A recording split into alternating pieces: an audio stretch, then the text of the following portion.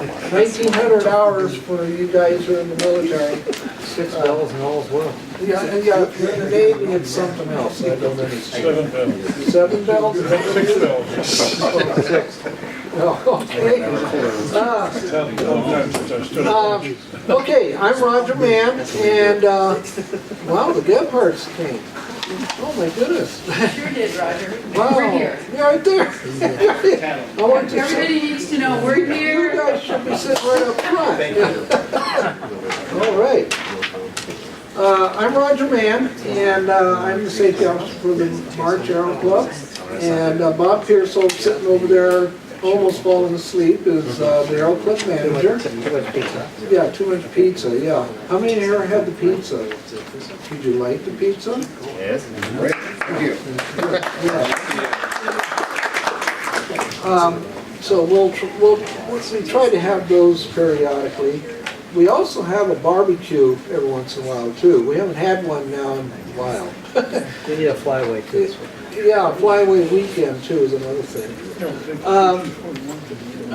Okay, and for those of you, like I just showed you there, we got, this is counts for the Wings program, which is will give you points for this meeting tonight. And the topic tonight is on density altitude, and you don't have to look at me the whole time. Cliff, our newest flight instructor, will be the one that's going to do a lot of the presentation. You guys have gotten a little quiz from him, so he'll cover that in a few minutes. First thing, whoops, I got to figure out which computer I'm using. Okay, we do a particular agenda that we do when we're here in the club, and what we do now is that we introduce people who are new. I know we've had several people that are new, but I'm not sure, I'm trying to see who they are. My glasses don't work real well. But anyhow, yeah, raise your hand and stand up and introduce yourself. You two, both of you, yeah. Hello, my name is Angel. I just joined about a week ago. Started to fly by Wednesday or Thursday. I'm looking to pursue like a career in aviation, so that's what I'm here for. Awesome. Great.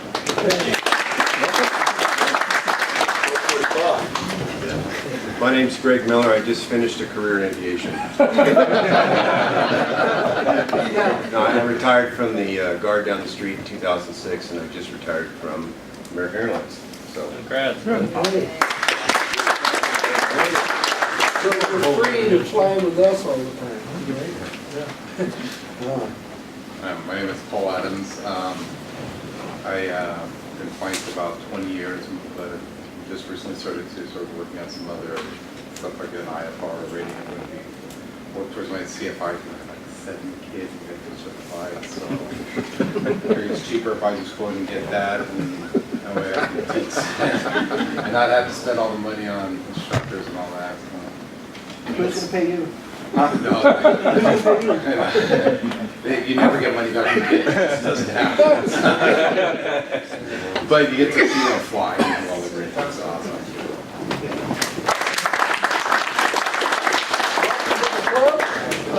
Okay, anybody else that's new? Yeah. Hi, my name is Angel, and the pizza was really good. Thank you. And that's why you joined the club, right? Yeah, that was it. Okay. All right, anybody else? Okay. Let's see, what do we do next? Okay, has anybody here gotten a new pilot's rating? This includes solo. Well, we have at least a couple solos. Yes, we do. I know we do. And somebody who's, and people that have just got checked out. We were waiting for you to say something. All right, come on, I know we got some solos. Okay, right here. Yeah, there you go, Terry.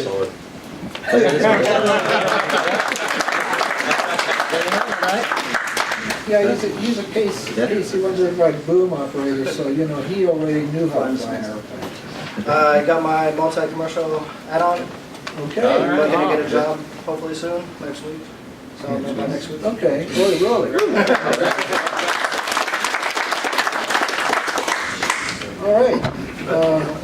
got my, last week, my lead formation fast certificate, so. Congrats. Okay. I'm still working on trying to get checked out in an airplane after 12 years. I know, we're gonna have a party if he flies one of our airplanes. We'll have to send a note him out. Yeah, we will. Yes, we will. Yes. Let's see. Oh, David G., you're sitting up here? I couldn't hear you back there. Why, good. That's the whole idea. Okay. Anybody else that's new? Okay.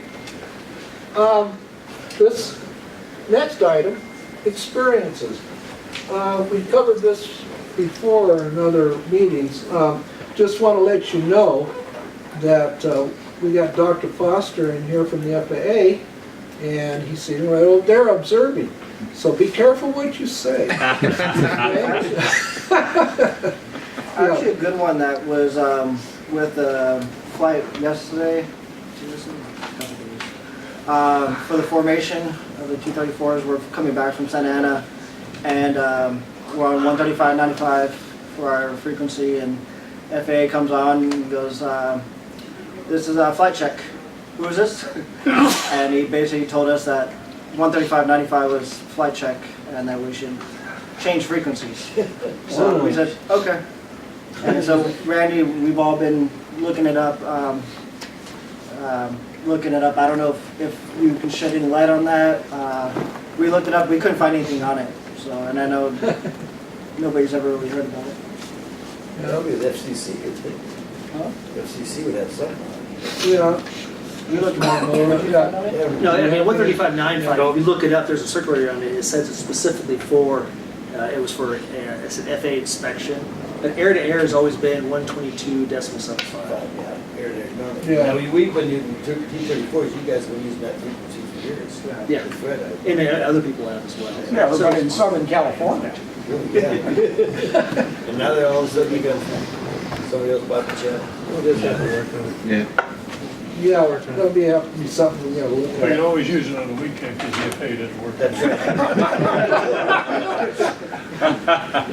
That was Jerry.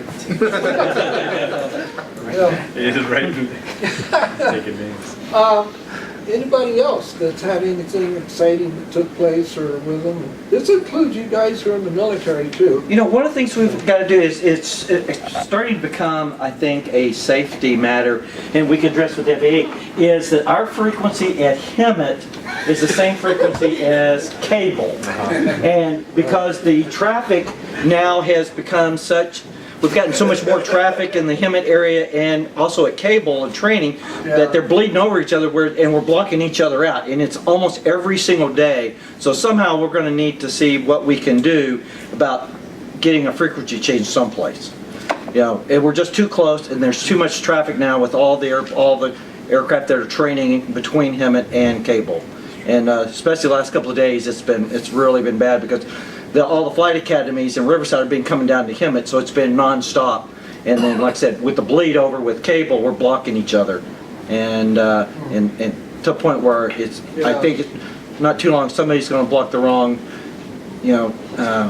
transmission out, and somebody's not going to see them. Yeah. Yeah. We used to have 5. Yeah. Okay. For clarification, just because I got the first part FAA, if you follow it up with ATC, do not look over this way. I'm flight standards. Okay. Now the frequency combination there, hit ATC on that. Let them know that there's bleed over, because they're the ones that have something to do with it. Okay, so do that. Roger, Robert, you guys got a little fast chain report, aerospace safety. You can take that as an IOU and throw that in and send it to me, and I'll kick it over to air traffic. Okay. And that's my involvement, y'all. So okay. Thank you, Dr. Buster. Yeah. I just got one more. We did a T-34 formation fight a week or so ago, and it was great. We took one of the ATC guys up. Thank you very much. It was very much appreciated. The gentleman we made is Yeah, I think it was Joel. Josh, yeah. Anyway, so it was great having him there with us because he sits there and he expressed how much he enjoys controlling us and sees it from the tower, but from having that other perspective of being in the aircraft, Yeah, it was great. So hopefully we see more of that. that's, yeah. And we're that's open, very we're good. open to any kind of ride-alongs that someone down there wants to do, as long as we have a seat on the aircraft, we know that's gonna be flying. So if you got somebody else that sits in a dark room and doesn't get out and wants a ride, you know, if you tell us, we can always get a call if you can spring them loose for an hour. Just with General Ball, if give me a couple hours heads up, I'll get people Yeah. out there. Just, you know, we're more than happy, it's just like the airlines. Yeah. Yeah, back in the old days when the C-141 was still flying, we used to go down to Miramar, and the IP called down there to ATC guys down there and told them that we were going to be doing touch and goes, and if they might want to go with us. We used to have lines, these ATC guys out there wanting to get a ride with us in the 141 from, they were Navy people, and they were, you know, Navy ATC, and they deeply appreciate it because they get up there in that tower and they totally don't really totally understand everything that the pilot goes through. So it was kind of neat. That was many years ago now. So, okay, anybody else? We'll move on. Okay, we're going to be talking to the Aero Club manager, but first we'll have Mr. Maramona stand up and give us a little bit of. Just want to give everybody some tabs on some things that we're going to be doing ops-wise on the field. So next month we're going to be doing our first drop zone operations. So we have created how many? Three? 3 drop zones. Yeah, 3 drop zones on the field. So that's a little different. We don't normally do that, but we've been asked by some of our special tactics folks to support their training.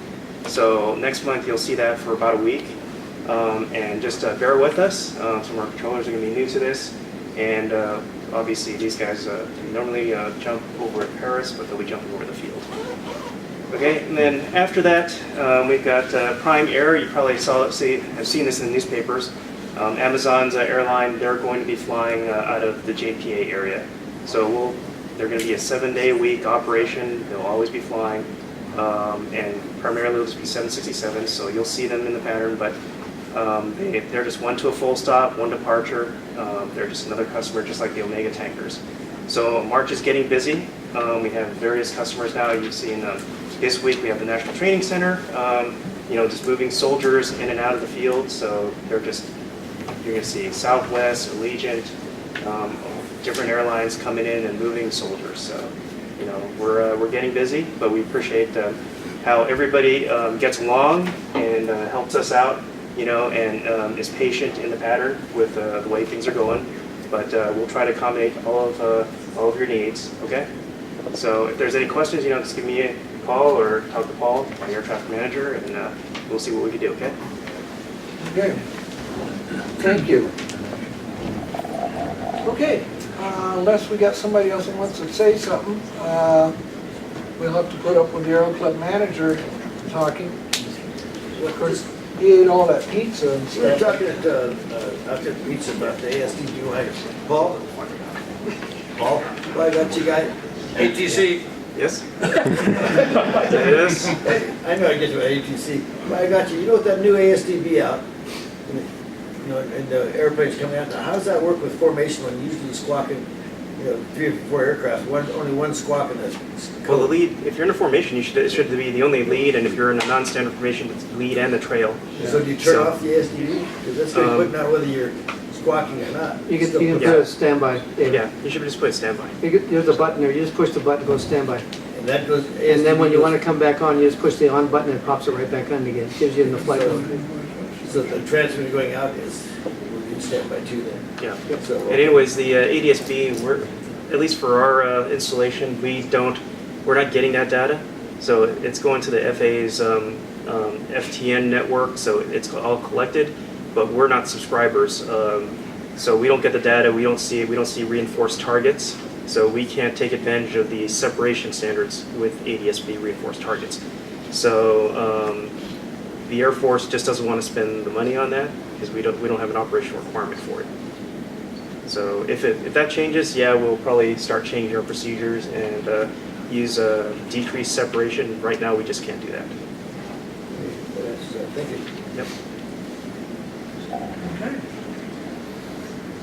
All right, Bob, I think it's your turn. We've been on safety. I'm going to try and make it short, but those people flying in and out of Redlands, be aware that our downwind is on the north side of the runway, and it is 2,500 feet. However, you may be head-to-head with a 767 at 2,500 feet also going into San Bernardino, since they have about 4 flights a day on contracting for cargo. So you're going to see UPS, you're going to see Alliance, Atlas, which is under contract with eBay, I believe, and one other airline is coming in there. So San Bernardino is going to get awful busy. Last month, there was an instructor at 2,500 feet head-to-head with a 767. The guy didn't even know he was there. So we've had discussions with UPS and their chief pilot, sitting on the advisory board for the Redlands Airport, and with the Redlands Airport Association. Very positive. They're very aware that now Redlands Airport is in their traffic pattern, especially when they come in VFR, and they're legal to do that 5 miles away. So I'm just saying, when you're in the downwind, just keep your eyes out in front of the airplane, because you may end up with a large heavy in front of you. They're trying to take and make corrections. We need to sit down and talk with the tower and the operations people at San Bernardino to notify them, if they're coming in VFR, that they got to maintain 3,200 feet or 3,000 feet at least crossing over Redlands Airport, and not come in on a straight in on the downwind at 25. So that's my safety thing for today. Maintenance wise, we're going to be slowed up. We have no idea what's taken place since Roger's credit card and another person that we use, since we're NAF appropriate funding here on the base. Both cards have been canceled. We have no idea why, and that's becoming a very, very big issue, because that puts it on a strain of when we can buy parts and when we can't get parts, and we have no idea when that credit card is going to be reinstalled or reactivated. And it's become a real issue, and that took place here this afternoon about 3 o'clock. So bear with us for a while. We're trying to get that. David, with your bearings, we have no idea, not unless I take some pizza money and buy one set so you can get 5, 6 going. I have no idea yet. So just be aware. Give us, we need help in regards to everybody in regards to renting the aircraft. Be sure and schedule properly. Right now, I just understand that 15 Foxtrot will be used tomorrow morning for the last 3 hours, and that goes into a 100-hour inspection. So we have 5, 6 in for inspection for an annual, 15 Foxtrot going in for a 100-hour. 555 has got the trim cables installed, and next week, or by the beginning of this week, they'll start re-rigging all the trim for the ailerons and for the trim tabs themselves. That puts it back into a decent flyable category, since the stuff we took out was pretty bad. Process of an annual also. Yeah, and we have to finish up the annual. So September 1 for the aircraft that you're using on the September the 1st is going to be limited. It'll probably be limited. So that's already been addressed to RB, and I think I've addressed some of that to you, Link, Chris. Anyway, just remember, we've got to get a new cover for, that was another thing we're going to purchase this coming week, a cover for 15 Foxtrot. So make sure that the canopy is clean, and you're using a clean cloth when you clean the windscreen for 15, or is it 2.9? One of the two, I'm sorry. I think it's 2.9 Foxtrot. Since the cover is pretty dilapidated, we have to get some. It's 1.5. Yeah, 15, okay. yeah, it's just shredded. We got that, so we're going to be working on that. We need a new cover for the T-34. There's a couple things we're trying to do. So we're trying to get them back into good flyable shape and keep our costs way down. Just be aware. And when you're done with the airplane, don't forget to wipe down the fuselage. Be sure that when you pull out the dipstick and you look at the oil, wipe it off and then stick it back in. Don't forget to turn it to 90 degrees so it's locked. A couple times I've gone out there, and some of the new people, you're not being taught properly. That little ring should be turned so that the spring is in the notch, so you can't pull it out, and you have to turn it 90 degrees to pull it out. So just be aware, that's part of your checklist. I want you to really realize what's taking place with that engine, understand what's taking place. So clean the windscreens and clean and wipe down the fuselage. We got the stuff in the spray bottles out there. And if you need a rag, well, we'll give you some new rags, and we'll do that. Other than that, don't forget credit cards. If you get a credit card and it's expired, be sure to notify Roger. We've been having some decent responses here in the last few months with people who have called in and said, I got a new card, I need to give it to Roger for the dues. So help us out again. And other than that, you guys have been doing a great job and doing a lot of flying. I really appreciate it. So we're keeping the club going for a long time, and I've got good help with Colonel Hosey and her husband, Colonel Hosey, the two colonels. Good response with those people. And Colonel Berger is really responsive to the Aero Club and wants to see us succeed. Pardon me. So other than that, that's all I got. And thank you for bringing all this stuff. Appreciate it. We're going to try and do this again maybe next month. We'll try and do another pizza feed. Be sure and RSVP when we go out to help us understand how many pizzas we want to order here. So right now, it looks like the gate guards are going to get the leftovers, and we'll do that on the way out. So they'll like that for the night. Thank you. Trying to keep your leaf boards and everything off of glare shields. Everything goes on glare shields that keys in the airplane. There's a lot of scratches still being in the, the plexiglass. It's just for people not realizing that your knee board scratches that window as you slide it in there. Yeah, that's the one thing that David sees, is he gets those airplanes, everything. You can see where people are throwing things up on the glare shield up there. So be aware of that. Hey, I titled this tonight. Invite everyone here sorry. No, that's okay. To one of our Civil Air Patrol meetings. We have them on Monday from 6:30 to 9. We're really looking for more senior members and even some pilots, so that way we can do more flights at our Squadron 45. Thank you. We got a lot of senior members here. Speak for yourself. And I noticed, my life. I noticed you clarified, and even pilots. So that's a thank you. I didn't see you until you stood up. She's Okay. taller than us, right? Yeah, she's taller than all of us, I know. Okay, I called this a hot takeoff, landing, and go around. That's because we're talking about density altitude. Let's see. Okay. I think we're ready to do it. And Cliff Truman, he's he's not our newest instructor. Jason's really the guy. Well, there's a difference between new and old, and you notice I call him new. Yeah, Cliff here, been in the Air Force for many, many years, and he flew helicopters, so don't hold that against him. But he's came right into the club and just really, started doing his job like a good instructor does. So. We're all happy to see him here. Unless you're the student, then you may not be so happy. And may I add, he just got accepted at Fresno as a DPE, so we may have one in-house when he gets out of the schoolhouse in Oak City. He may have to travel up there every once in a while to keep them happy, but we'll have one in the schoolhouse.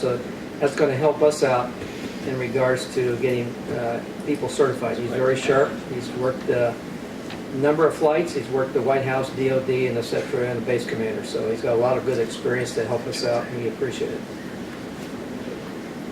Thank you, Roger. Yep, appreciate it. All right, so usually what happens is you get your pilot's license, and the first thing you want to do is go someplace that you've never been before. And two of the places that I grew up, being in Southern California, guy, is you want to go to Catalina and you want to go to Big Bear. And so there are a lot of lessons learned from pilots that have done those, and they've never done it with somebody who's been up there before. And one of the first ones is, we'll just talk about real quick, is Catalina, because Catalina is unique. It's on a plateau. But what's unique about it is that it has a small crest. And people will go there not knowing that, and they will land and think they're going off the end of the runway, and then they start to go around and it's too late, and then they realize on the other end they have another half the runway. So that's another one. But one is near and dear to me is Big Bear, because one of the things that you learn very quickly flying Southern California is you don't go to Big Bear in the middle of July and August. Okay? And there's a reason why, and we're going to show you that reason, because I'm hoping that I'll bring something to the forefront that you've never even thought about. And Big Bear is a perfect example on density altitude. Oops. Before I do this, I need to do an announcement. We want to thank AOPA and specifically the Air Safety Institute for allowing me to use their presentation. Unfortunately, they didn't have it on digits, but they told me I could go on the Air Safety Foundation website and copy and paste it. And so that's what I had to do, because they're in the middle of all their safety briefings. They're going to put on digits so that guys like us can go in there, and if you're a member, you can download it for free and use it with their permission. Good. So the first thing we're going to talk about density altitude is, why is it important, an overview, some technical information, and then we're going to get our charts out, and I have them, and we'll go through flight planning for Big Bear. And because I am over 40, we'll call it that. And for the guy who just retired from American, I know. I just retired in February, so I know what it's like. All right, so what is density altitude? Anybody got an idea? Got it right up there, right? So basically, a density altitude is the pressure altitude that is corrected for a non-standard temperature. So that's the most important, non-standard temperature. So when you get in the books and you're looking at your performance, it'll give you your altitude, and then you'll see a temperature. Look carefully at that temperature. You will find those temperatures are really low most of the time, because what do we do? Remember the lapse rate for normal temperature? Anybody? Everybody remember what it is? Sweet, right? So for every 1,000 feet, 2 degrees. Centigrade. So 3 degrees rather. So that's going to become important here in just a few minutes. So remember, as temperature and altitude increases, your air density decreases. In a sense, it's the altitude at which the airplane feels like it's flying. So out here during the summer, just at March, it is not unusual. We're at 1,500 feet. So 15, 20. But it's not unusual to be at 4,000 feet density altitude. So what does that mean to us? It just means that the airplane thinks it's operating at 4,000 feet already. So you don't have all the power and performance you think. And us that train with 2 full adults at 400 pounds plus a bag of gas, we've got 40 gallons of gas on average. Some of them 48 gallons of gas. 4 guys, 400 pounds. That airplane is climbing at what? Maybe 300-400 feet a minute. That's all you got, and that's starting at 1,500 feet. So think about Big Bear. When we get to it, and we're at 6,700 feet there. How will high density altitude affect the flight? We'll go to the next one.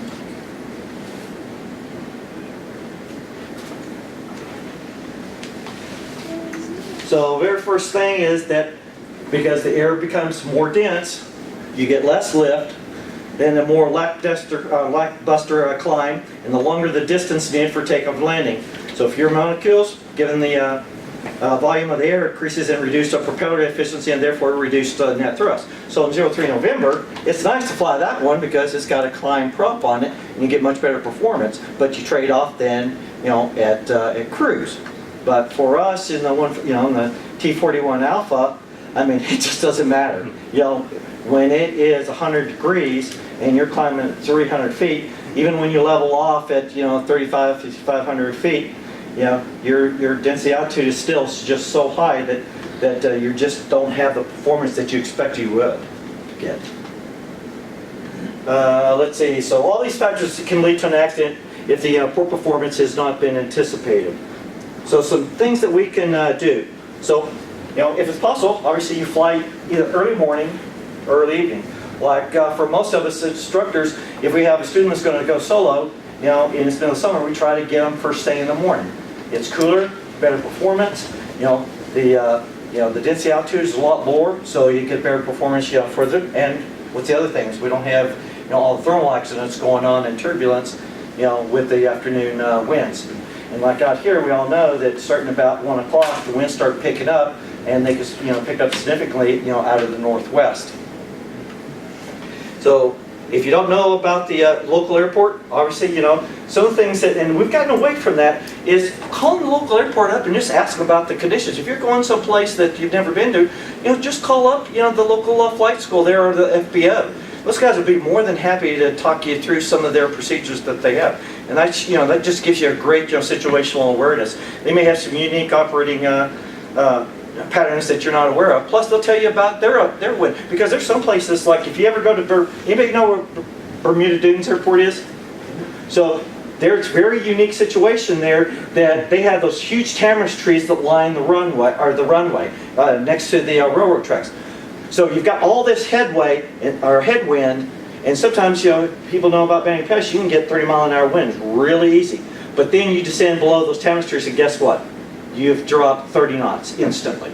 I mean instantly. And I've seen a citation too that put the gear right up through the wings because that happened to them. They were slow coming in. It was an owner-operator. He had never been in there before and was picking up a business client. And he went below the trees and lost 30 knots and hit the end of the approach end of the runway and put the gear right up through the wings, totaled the airplane. Luckily, everybody walked out. But those are the kind of things that if you're not aware of at an airport you're going into that can catch you. And it catches even some of the most experienced. So, like I said, if you're not sure about someplace, call them up, try to get some local information.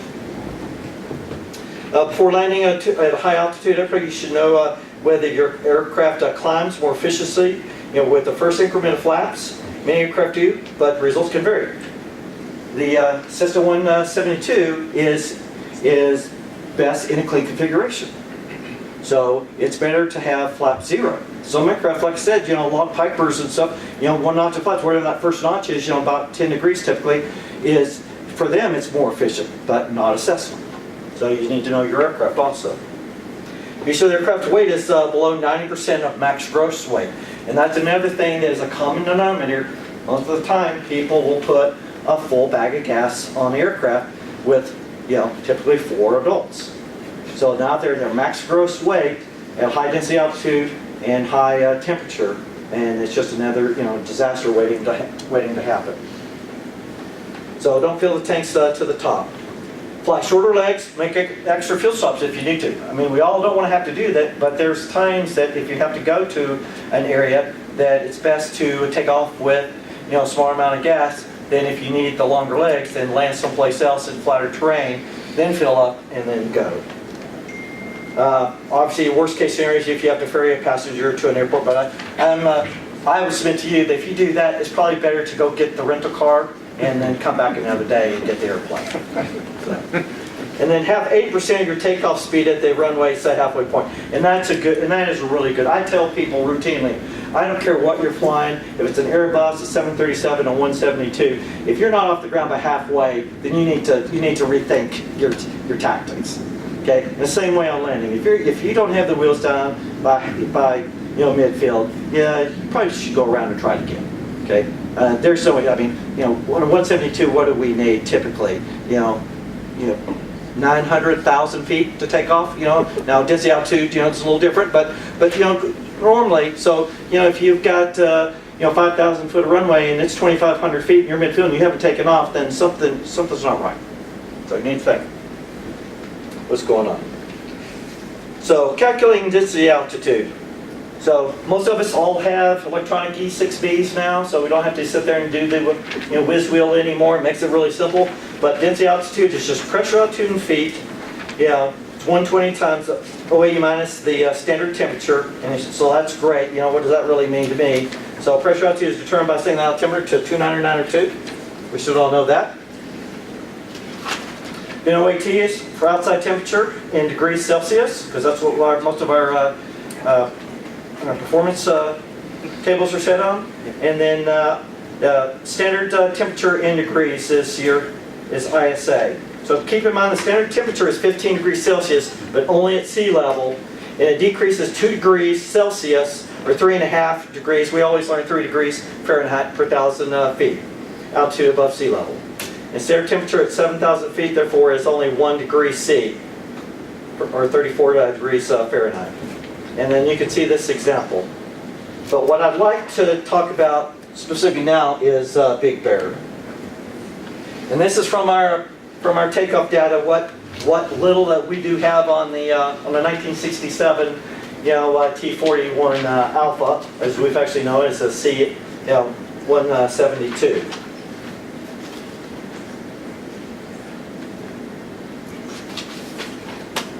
So right off the bat, Big Bear Airport elevation is 6752.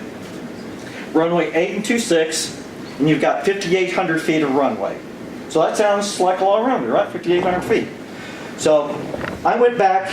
The nice thing about today's technology is you can go back at the history, and the National Weather Service has all the temperatures and all the pressure altitudes for every day. So for August, the average temperature in Big Bear was 81 degrees at the airport. 81 degrees. So that's 27 degrees Celsius. So what's this look like? That's the closest we have right at the moment, right? So, 7,532, right, Fahrenheit. We're talking 81. So that's 50 degrees warmer than the charts. So we just got to start reading some additional things. So the average barometric altitude pressure there is 2976. So not too bad, So what's that mean to us? So first off, your indicated altitude, so we know that's 6752. Your pressure altimeter is 2976. Then you have a true temperature of 27 degrees Celsius. So when you put that in your little whiz wheel, then it tells you that your pressure altitude is 6912. That's pressure altitude. But your density altitude turns out to be 9776. So, we're among friends. We call it 10,000 feet. Okay? So 10,000 feet is where the airplane thinks it's flying when you're at Big Bear on the average August day. So that's pretty significant to know. And most people don't even know that. But that's a good part of this story. That's a really great part. So, okay, so we're at 10,000 feet. All right? We got 5,800 feet of runway, right? So we look at this. So again, worst case scenario, but this statistics of the accidents that occur at Big Bear, prove this out, is that most people are taken off at max gross weight because they filled up with gas. They got 4 adults on the airplane, and so they're 2,300 feet. So we go over here, and it says, okay, for ground run, we only need 1,500 feet. We'll call it 1,600 feet among us here. And if you had an obstacle, but you don't, right? Because what do you have at the end? A lake, right? Drive lake bed right now. So even then, it's 3,800 feet, and we still got what did I say we got? 58, 56. So that still looks good. But look at this, increased distance, 10 degrees. See, for each 10% for each 25, so we're 50%, right? Or 52 degrees higher. So increase that. So now our takeoff distance, when you add 20% for that, is increased to 1878. So it's another 300 feet. So not bad, right? Okay, we still got plenty. So okay, I'm still ready to go. I'm not thinking about it, but what people don't calculate, and this is the gotcha, is they never look at what their max rate of climb is. And this is the gotcha. This is where it will get you every single time. So let's look at our max gross weight. 10,000 feet, that's what we're at, but look at the temperature. So now look down at that note. So it says for us, the best way to configure the aircraft is flaps up, full throttle, in the mixture lean. How many people out there realize that typically, and it's a ballpark, don't hold me, but anytime you start getting above 5,000 feet, you should lean your mixture, right? Put the brakes on, full throttle, lean the mixture back till you get, peak, and then turn it in a couple of turns. Okay, that's the proper way to lean the mixture. But a lot of people don't do that because they never fly in mountains. They're always flying in flatlands, sea level, so they don't know. So most of the time, they never lean their aircraft at Big Bear. So now they're at 10,000 feet density altitude. At least the airplane thinks they're at 10,000. So right here, it's leading you down the path, things you got to do. But the next one, so fuel warm up, take off there. But for hot weather, decrease the rate of climb 20 feet per minute for each 10 above standard. So if I did my calculations last night at 10 o'clock, so what happens is we have 50 degrees difference. So 50 degrees difference. So we have to subtract 100 feet per minute. So what does that give us? 130 feet per minute rate of climb is what you have at Big Bear on the average August day at Big Bear. In a real one, so. And that is in, let me quote, is anybody who's been to a factory school will tell you, it's done by a test pilot that knows that aircraft front and back. It's a brand new aircraft with a brand new engine and perfectly rigged. So that means a minimum amount of drag. Because I guarantee you, having been to Robinson and been through the school, that when they got it and we do test flights on those things, that every single thing that can be done is done before we go out there and fly them.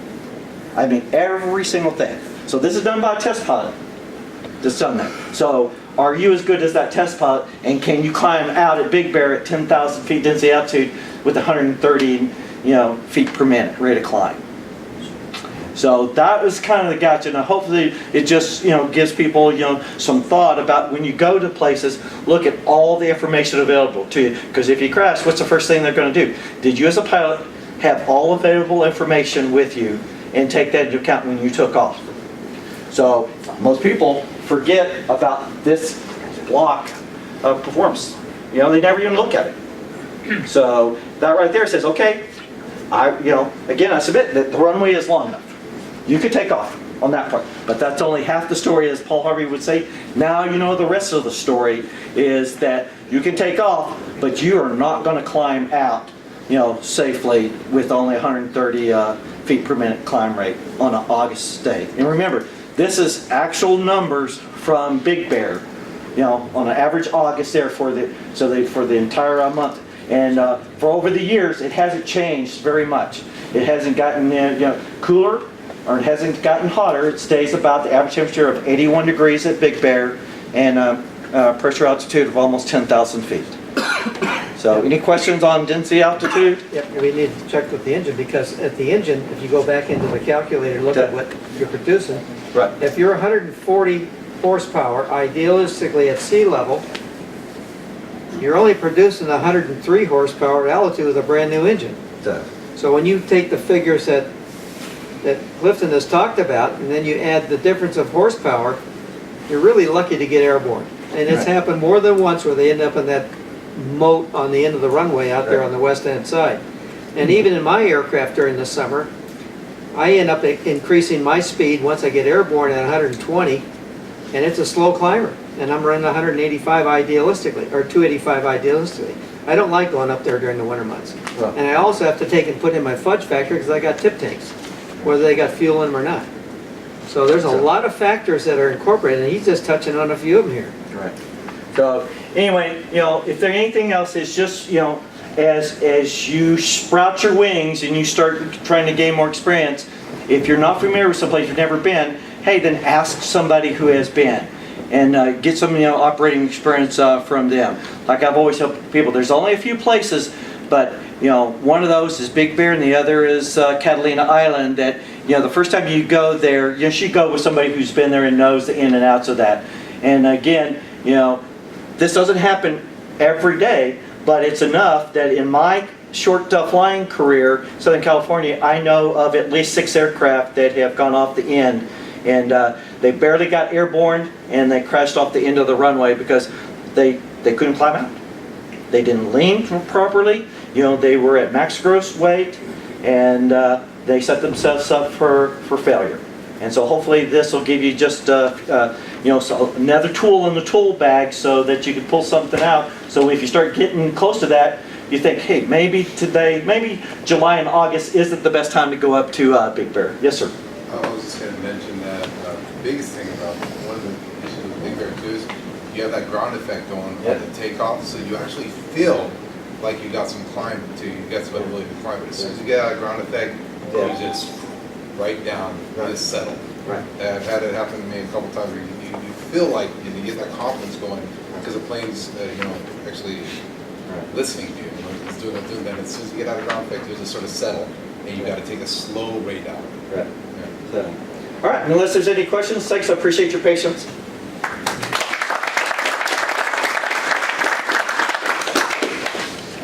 Thank you, Cliff. You're welcome.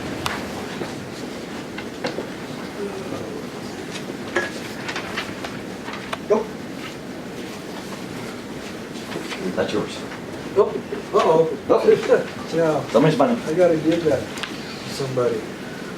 Okay, and I had a few of those same things in there because we talked what Cliff was talking about just real quick. Density altitude increases or decreases about 120 feet for each 1 degree centigrade from standard temperature. I'm just covering this, has got a lot of stuff behind it, of course. Takeoff roll increases about 10% for every additional 1,000 feet of density altitude. These are just like rules of thumb, something that you might want to keep in the back of your mind. True airspeed increases about 2% per 1,000 feet of density altitude. And then that's how you calculate it. And it's actually very straightforward if you use that chart right there. This right here kind of gives you an idea of what the percentage is of increase. And you just draw a line, you know, from airport temperature, degrees Fahrenheit, straight down across, down to the airport pressure altitude. And right there in the middle, as you see, that gives you a percent decrease of rate of climb, which is what Cliff covered, and add this percentage to your total takeoff distance on the left-hand side. So this kind of gives you an idea of, you know, you might want to carry this with you, especially if you think you're going to be going landing in some place up in the mountains somewhere. How many have been to Lake Tahoe? You guys know, that's another place you got to watch out. There's planes that crash up there every single year because of that. Aspen's another one. Aspen's another one, yeah. And there's lots of airports. There is a good video that they made many years ago now. The FAA made it. And the video shows us these people that just got an airplane and flying all around the country. You know, nothing happened. I mean, they didn't crash or nothing like that. But the whole idea behind that video or the movie was showing how they went to an airport that was a higher altitude, and then like the next day or a couple of days later they went to another one with a lower altitude, and he just naturally assumed because it was a lower altitude and he made it on a higher altitude, that this lower altitude one was not going to be a problem. And it turned out to be that it was a problem, even though he did find with a higher altitude one, the lower altitude one gave him some problems. So you can't just automatically assume. You don't ever want to assume in aviation at all, in anything that we do. I know that we get in our cars and we just jump in, we start the car, and we take off. In an airplane, if you do that, eventually you're going to end up somewhere probably off the end of some runway somewhere, or running out of gas, or forgetting about density altitude. You just cannot treat an airplane like a car.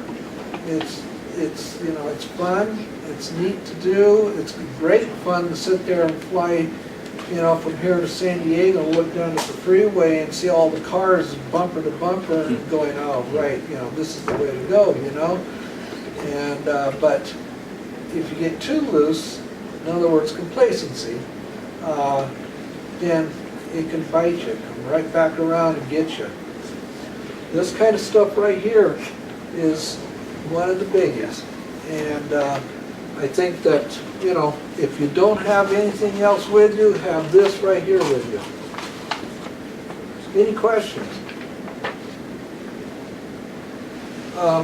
Just super quick, this was an accident that took place at Lake Tahoe. And I won't go into super detail about it because we got, what, 10 minutes? The pilot was landing up at Lake Tahoe, and she decided to do a go-around, and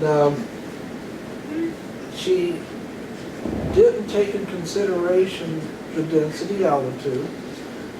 She was okay, except that she forgot one major item in the airplane.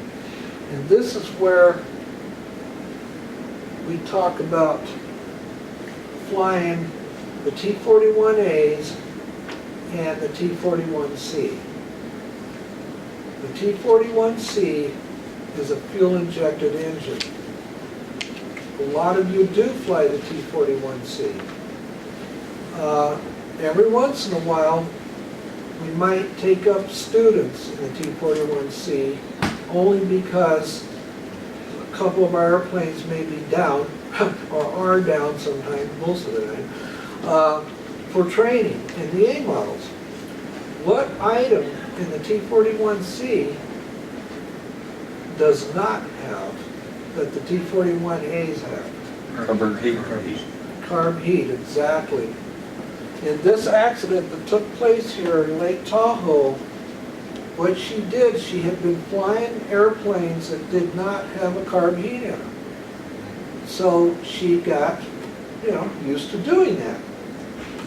The checklist, as you can see up there, calls, for closing or turning off the carb heat.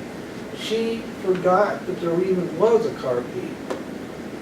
And so therefore, they estimate that if she had pushed in on the carb heat, that she probably could have gotten the airplane off the ground from her go-around.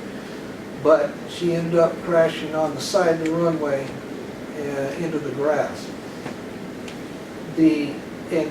That's one of those items that sometimes, you blow it off sometimes. You just go, gee, I forgot to look at the carb heat, when you're flying the T-41A model. But I can see that somebody could get in trouble over that, and even in the 182, because a lot of you train in the C model to go to the 182 and eventually the T-34s. And, if you get into that habit, you just have to be, cognizant of the fact that you have a carb heat in this airplane in the 182, and you got, if you get into this kind of a situation, that little bit of extra can make a difference.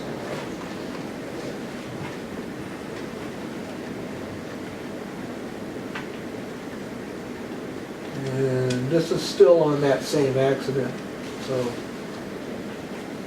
Okay, one other thing.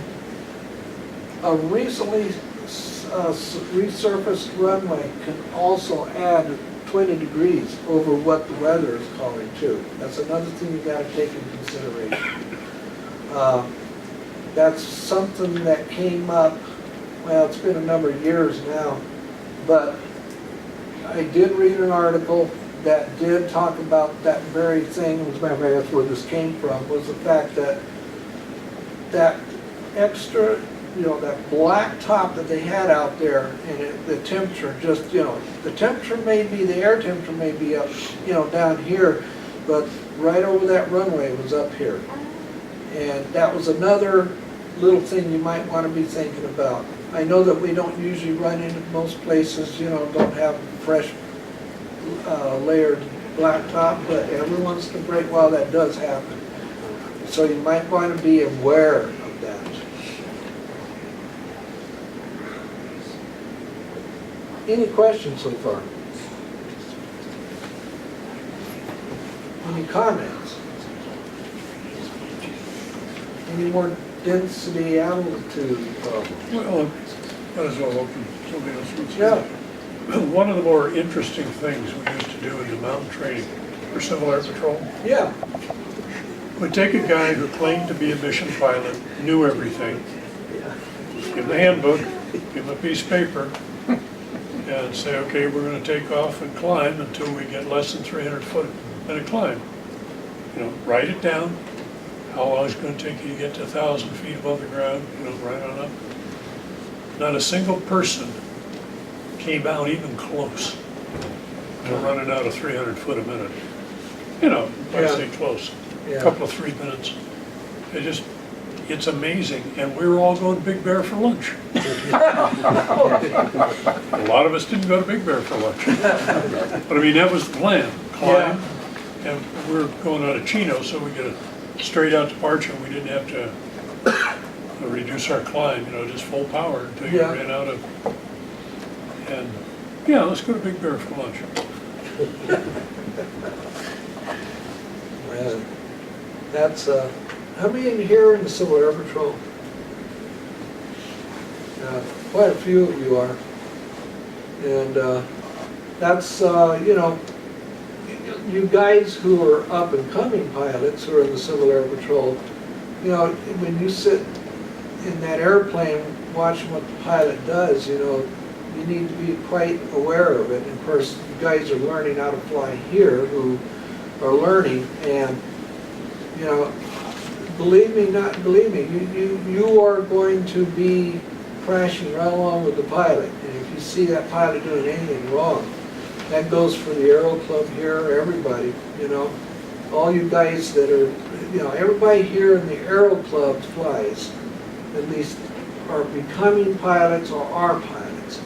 In the Civil Air Patrol, not everybody's a pilot. You may have, out of 10 guys, there might only be 3 or 4 that are pilots. But here, you guys, because you're a pilot, you should know what's going on, no matter what. It's one of those things where, you get knowledge, and you grow in that knowledge, and you now have that responsibility as a pilot now. Even if you watch an airplane flying around up in the air and you're watching this guy doing something that's really stupid, Us guys here, Bob and I are team members on the FAST team and for wings, and part of our job is to report and talk to people who we see that we think are doing things that are dangerous. And all of you guys, it doesn't relieve you, just because you're not part of the FAST team or something like that, it's still, you have that responsibility. So, I know Bob can tell you some stories about some things, they see. Okay, anybody else? Anything else that needs to be added?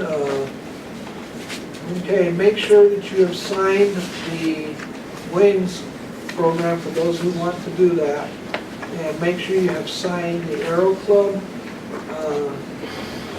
sheet for getting the safety meeting credit. And I know that this video will be put on pretty soon, like real soon, I hope. Yeah. Okay. All right. Anybody has anything to close?